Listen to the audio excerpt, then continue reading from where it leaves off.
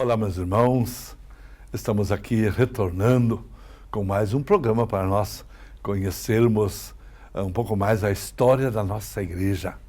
Como dizíamos na última vez, que viveu o grande século XIII, com a fundação das ordens mendicantes, todos de vida ativa, homens que se colocaram neste mundo para evangelizar e anunciar a boa notícia de Jesus Cristo. Entretanto, ao lado desses grandes homens como São Francisco, São Domingos de Gusmão, nós também vamos encontrar as grandes heresias. Precisamente no século XIII, nesta mesma época, quando temos os grandes santos, os grandes fundadores de ordens e congregações, vamos também de dentro das próprias ordens, homens que se dedicaram ao estudo um pouco mais aprofundado, daqui a pouco se consideram os únicos homens bons. E aí eles vêm com teorias fortes, duras, como, por exemplo, os cátaros e os albigenses. Os cátaros se consideravam os únicos homens bons. Começam a condenar a hierarquia da igreja. Começam a falar mal do Papa, dos bispos, e eles se consideravam melhores do que todos os outros. Formam uma sociedade secreta e sempre achavam que Jesus Cristo nunca foi homem de verdade, que ele foi apenas uma aparência humana, que ele, na verdade, ele era Deus e essa história de homem foi quase que uma encenação. Então eles começam realmente a entrar no campo da heresia. Porque se Jesus Cristo não fosse verdadeiramente homem, ele não podia ter salvo a humanidade. Ele exatamente se tornou Salvador, porque ele era Deus e homem, inteiramente homem ao mesmo tempo. Então assim os cátaros foram rechaçados, especialmente pelos religiosos da época, os dominicanos e os franciscanos, mas, em todo caso, deixaram a sua marca negativa. Cátaros são homens exageradamente contrários à igreja, à hierarquia da igreja e à teologia da igreja. Um outro grupo, que é mais sério ainda, são os albigenses. Os albigenses negam a Eucaristia. E eles recebem esse nome de albigenses brancos, porque eles falam do pãozinho branco. Mas contrários à presença real. Negam a presença real de Cristo na Eucaristia. Eles não aceitam a palavra transubstanciação, que aquela hóstia consagrada se tenha transformado no corpo de Cristo, uma presença real. Então eles foram muito combatidos por Santo Antônio. Inclusive, na vida de Santo Antônio, conta-se aquela parábola, aquela história, aquele milagre que teria feito Santo Antônio, quando ele desafiou os albigenses. Os albigenses que entraram na cidade de Pádua com seus cavalos fogosos e gritavam contra a Eucaristia. Então Santo Antônio os desafiou, ele disse: eu tenho certeza que os cavalos de vocês têm mais fé do que vocês. Vocês não querem dobrar os joelhos diante do Cristo Eucarístico, mas eu tenho convicção de que os vossos cavalos vão se ajoelhar diante de Cristo da Eucaristia. Então eles aceitaram o desafio, e Santo Antônio foi para dentro da igreja, pegou o ostensório com a hóstia consagrada e se colocou na praça. Na hora que eles vieram com seus cavalos, os cavalos na frente da Eucaristia quase que faziam a genuflexão. Dobravam os joelhos diante do Cristo Eucarístico. E os próprios albigenses ficaram bobos de ver um milagre desses, uma coisa tão extraordinária. Mas, para combater verdadeiramente os albigenses, foi necessário mais do que simplesmente a pregação de Santo Antônio com eventuais milagres. Para combater de verdade os albigenses, a igreja sentiu que era preciso fazer mais. Então, o que ela fez? Primeiro, ela fez o primeiro concílio de Lyon, um concílio fora de Roma, no contexto onde estava acontecendo a grande pregação e a difusão dos albigenses, em Lyon, na França. Lá a igreja se reuniu no ano de 1245.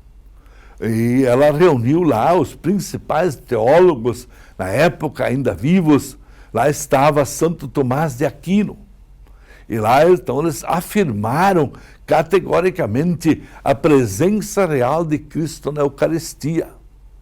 Também fora da missa, também depois da missa. Ele está presente, a hóstia se torna corpo de Cristo. É uma verdadeira transformação. E a partir dali foi que se criou uma festa especial em honra do Cristo Eucarístico, que é a festa de Corpus Christi.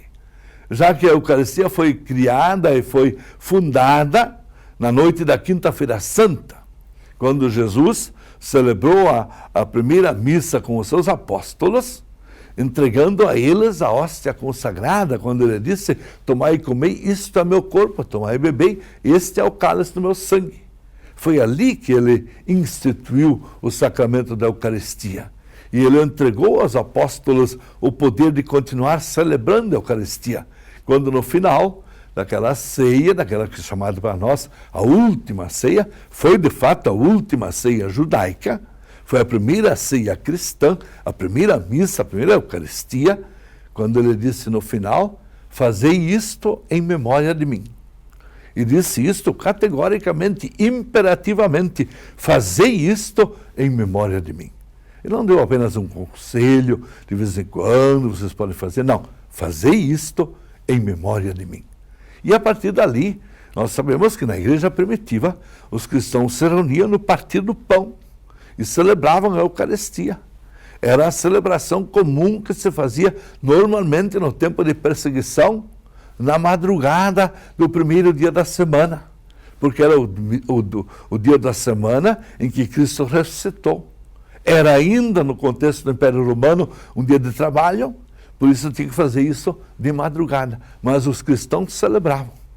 Quando receberam o domingo como o dia oficial, o dia sagrado, o dia religioso, o feriado da semana, eles o chamaram de domingo, dies Domini, dia do Senhor. E celebravam sempre no domingo o corpo e o sangue de Cristo, a Eucaristia. E agora, depois que os hereges vieram negar, então a igreja, através do concílio, instituiu uma festa em favor do corpo de Cristo. 8 semanas depois da Páscoa, exatamente uma quinta-feira, como foi também na Quinta-feira Santa, nós celebramos a festa Corpus Christi. Só que foi necessário ainda um segundo concílio. O segundo concílio de Lyon foi realizado em 1274. Por sinal, nesse concílio, propriamente, Santo Tomás de Aquino não pôde mais participar. Morreu no caminho para Lyon. Veio a falecer. Santo Tomás de Aquino faleceu na véspera de inaugurar o concílio. Mas todo o trabalho de preparação foi coordenado por este grande filósofo e grande teólogo, Santo Tomás de Aquino. Foi ali que eles instituíram a bênção do Santíssimo Sacramento como um importante sacramental que a igreja deveria continuar repetindo e celebrando como um dos mais importantes sacramentais que nós temos. Foi ali no concílio, segundo concílio de Lyon, em 1274, que a igreja aprovou oficialmente os hinos eucarísticos preparados por Santo Tomás. Aliás, hinos que nós cantamos até hoje, o famoso Pange Língua e o famoso Tão Sublime Sacramento, Tantum Ergo. Portanto, foi aí que começou toda essa nossa devoção eucarística fora da Santa Missa. Também foi em 1274, no Concílio de Lyon, segundo Concílio de Lyon, que a igreja oficializou a procissão de Corpus Christi. Uma procissão a ser feita no dia de Corpus Christi.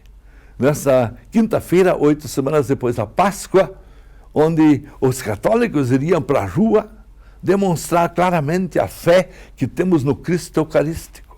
Tudo em homenagem à Eucaristia. recomendando sempre mais esta presença real e acentuando para todos os povos que nós cremos nessa presença real, a hóstia transformada no corpo de Cristo, e permanecendo assim também fora da Santa Missa, permanecendo, portanto, nos tabernáculos, nos sacrários das nossas igrejas, como uma presença real. E isto nós homenageamos e celebramos uma vez por ano na festa de Corpus Christi. Então, depois de tudo isso, a igreja, portanto, vitoriosa diante dos albigenses, ela não só acentuou mais a presença real, mas, sobretudo, agora ela cercou essa presença real com várias demonstrações, como a festa de Corpus Christi, a procissão de Corpus Christi, a bênção do Santíssimo Sacramento, os hinos aprovados oficialmente. A igreja vai sempre mais tornar-se eucaristicamente central, portanto, centrada na Eucaristia. É o centro de toda a nossa vida cristã, é o Cristo Eucarístico, o cristocentrismo da Eucaristia. Claro que, do ponto de vista da história da igreja, nós percebemos que já com 2 concílios realizados em Lyon, na França, um país já organizado como país, a igreja vai sempre mais ter a influência francesa. Nós vamos ter um tempo assim de grande influência francesa.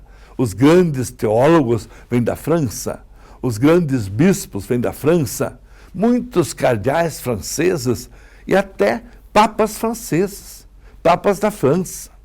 E vamos ter um grande conflito daqui para frente nos conclaves, porque vamos ter os cardeais italianos e os cardeais franceses. Ora, os conclaves se tornam longos, difíceis. Tudo isso nós vamos ver em nosso próximo encontro.